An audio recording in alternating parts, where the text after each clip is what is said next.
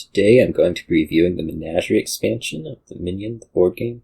How these reviews work. I'm going to look at some of the mechanics that it introduces, places emphasis on, some of the things that can really make or break an expansion, and then some of the extremes of the set, whether it's by strength or fun.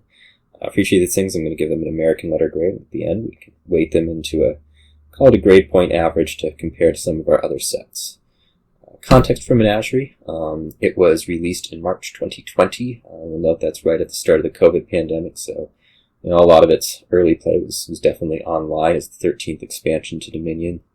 Menagerie brings you 30 kingdom cards, brings 20 events, back from Adventures and Empires, and all the other ones that events are in. Some horses, I'll talk about those later. 20 ways, whatever those are. And then Exile mats to support the new mechanic of Exile. Horses support the new mechanic of horses, and ways support the new mechanic of ways, believe it or not. There's a returning emphasis in Menagerie on reactions. A lot of blue cards in it, and then there's some unusual costs. It's a sub-theme in this set. Looking at some of these mechanics, we'll start with the big headliner, which is horses. Horse is discard. It's not in the supply. It gives you +2 cards, +1 action, and it disappears from your deck. So if you want to think the expansion preceding Menagerie was Renaissance, and it had these plus action tokens, and you had plus coin tokens, and you can almost think of horse as a plus card token. It's something that goes into your deck, and when you see it, although you do have to play it, you can't really store them up. You do get to play it for effectively a +1 card. There's a number of different cards that give horses. Some of them will say gain 2 horses, like it's a delayed +2 cards. There's some other things that deal with horses. Maybe you're going to only be gaining 1 of them in some fashion. Conditional. On gain, you can get some horses. On gain, you can get a lot of horses. And then some events that deal with them, things that gain a horse, because now you have this resource that you can use. Horses are pretty cool. They are this draw card, so I'm never going to complain about more draw cards. The one thing that I will say about them is that, that first of all, little more draw cards is a little bit on the boring side, but the other thing is that they can really lead to games where it feels impossible to come back, and because one of the things you can do with horses, you can gain a whole bunch of them, and then trigger a little shuffle. And what that'll do is that you can have a whole bunch of horses on top of your deck and have no chance of having a bad turn ever. And this is kind of disappointing because you'd sure like to be having some chance to come back. You don't want it to be too random, but with this, there's no need to maintain your deck balance. You just put a whole bunch of horses on top, and there you are. You're done. So for that reason, although plus card token effectively is kind of an exciting thing. It does lead, even though this does come in the form of a card, it does lead to these games where it just feels like there's no comeback mechanism at all. And for that reason, I'm going to drop this down to a B+. All right, Exile. This is the art for an Exile mat. It has some text on it that says something like, when you gain a card, you may discard any copies of it and play from Exile. I don't know if that's actually what it says, but that's effectively what it is. Basically, you can put stuff into Exile, and if you want to take it off, you can gain a copy of it and take it off. There's a couple different ways that Exile is used. Some things are going to be effectively trashers. You can see just places like a remodel. These two are going to remove bad cards from your deck. There's some things that, go into Exile so that you can then, gain more of them. Camel Train, you can put a good card into Exile, buy a copy of it, get it out of Exile along with the copy. Stockpile does kind of the same thing, but only with itself. And then there's some attacks having to do with Exile. We'll talk about attacks a little bit more later. A couple of events that use it, kind of the equivalent to Camel Train, something that trashes, something that's putting a duchy in Exile. Notably, you can put provinces, duchies, colonies, whatever, green cards in Exile, and you still get to score with them, so they exit from your deck. And so this is another case where, Menagerie is kind of inverting the rules. With horses, it was a lot of work to kind of get that consistency where you had to gain a bunch of horses. With Exiles, it's just right there. you gain a province, the next turn you sanctuary it, you're never having to deal with that province again. And so again, this is a case where you kind of lose this normal thing in Dominion where you have to do deck balance, and instead it's just like, maybe I'll start buying victory cards right away and it just won't matter.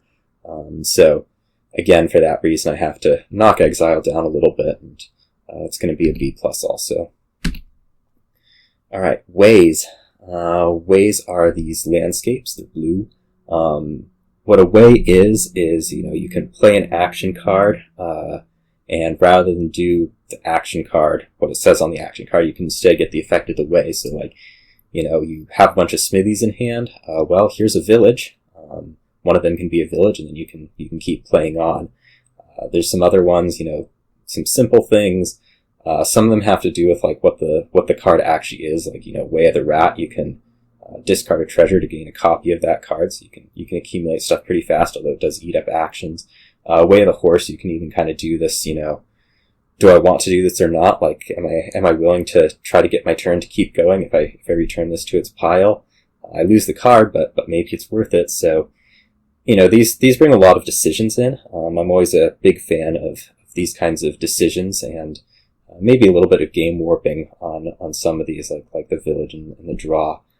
So for ways, I really appreciate this, and I can't even really give you a drawback for them. They're a solid A. Reactions. Reactions are back in Menagerie. I have these separated because this is where you start to see, well, this is the original place that you see, although canonically, sets before this now have reactions that do the same thing. This is where you first saw reactions that are going to go into play. All of these things are, when something happens, you play it. And these four. So, Village Green is on a discard. That's similar to some of the ones that we see in Hinterlands. These other ones are all on some kind of gain. There's also Slay that's thrown in here, which is not of this type of reaction, but is still blue. These are pretty fun a lot of the time. Being able to be like, you did something, now I get to do this, or even more appropriately when it's like Sheepdog, Falconer, Village Green, like I did something, now I get to do this. Getting these reactions out into play is like so satisfying. It's just like, you do something and then you get to do even more. It's fantastic, right? The one drawback is, I'm going to say on both Black Cat and Falconer, is that they can be kind of iffy on like, is my opponent going to do this stuff, or even am I going to do this stuff and my opponent is going to randomly have this card in hand that messes with me. And so, those can feel a little bit random, and so I have to, not give a little downgrade for that. As much as fun as, these are to play, it can be pretty frustrating when you're either depending on your opponent to do something, or they're depending on you to do something and you do it. So I'll take this down to an A-. Unusual costs. Menagerie has a number of things, cards, and then I have 2 events in here. I'll explain why, that have these, lines that'll say something about weird costs underneath. I don't know that it's really that special of a mechanic. Probably the more special part is these events, which I'm calling unusual costs, because although they cost 10, you get a ton of stuff out of them. Like, look at Alliance. Gain a province, a duchy, and a state, a gold, a silver, a copper. Like, you're paying 10 and you're getting, what are we counting? Like 8, 13, 15, plus 9. Like, you're getting 24 coins and 6 buys of stuff out of this. Like, that's a lot. Populate, gain 1 from each action supply pile. That's a lot.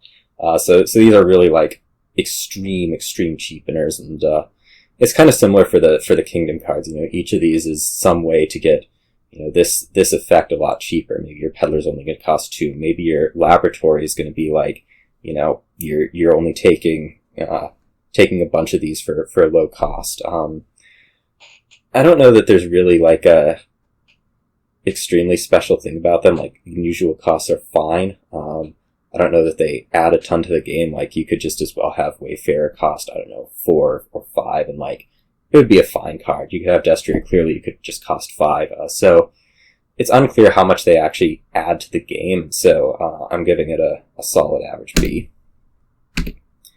Alright, looking at some of our components, starting with the attacks as usual for these. There is 4 attacks. There are 4 attacks in Menagerie. The problem is that they're bad. Gatekeeper is like unbuyably bad. Cardinal, it can be obnoxious just because it'll take, stuff out of your deck that you then have to regain. It puts them into Exile. That's obnoxious, but it's not like strong enough. It's like enough of an annoyance to be annoying, but it doesn't really do a whole lot in the end. Coven is an okay design. I actually really like this attack. Black Cat is really frustrating just because, especially as you get up into multiplayer games, it's like, I do have to buy these green cards and it's going to be pretty dang random whether, I'm getting curses with them or not. So, that makes a lot of, I guess we'll call it unpleasant tension. Although we have this one probably standout, these other 3 are probably not the greatest attacks ever to be having in the game. And so I'm giving attacks for Menagerie a C- here. Draw pieces. I always say we go for quantity over quality. And oh gosh, is there a lot of quantity here. Even starting with just the cards, here, this is 14 Kingdom cards that contribute to drawing. It's all nearly the half of, Kingdom cards that we're looking for. And then on top of that, maybe not any of these events, but really any of these, ways are in the game and suddenly you're able to be drawing just fine with, a lot less having to do with the Kingdom cards. And so, looking for quantity over quality, there's a lot of quantity here. I'm going to have to push this part of the slide up, so that's an A. I mean, you can't go wrong with so many draw cards. All right, Payload. What are the cool things you can do with your deck? There's a number of things that produce coins. That's pretty nice. There's some other things that are gonna be like, semi-coin producing, we'll call it. Like you can get more silvers with Wayfair, whatnot. There's a sweet remodel right here in Displace. You can displace a gold into province, and you can buy the gold and get the gold back. So it's like a remodel where you don't necessarily actually have to lose the card. There's some gainers. Usually I don't put 4-cost gainers in here, but Groom specifically I'm putting in because a lot of games with Groom you can kind of, we'll call it break down and, make it so that it's all about gaining these 4 costs, rather than having to go up and do big things. Some events and, things that will help you gain gold. I don't think that it's really impressive on this end. Like, a lot of these things are just coin producing. Probably the big one that, is particularly special is Displace here. And so, despite appearances like we have all of these things, the diversity of options is just not there. It's just, you're producing a bunch of draw, you're producing a bunch of coins. What else are you doing? Maybe not a whole lot. And so, just despite having a lot of options, I'm only giving this one a B+. Alright, let's look at some extremes. High-end strength.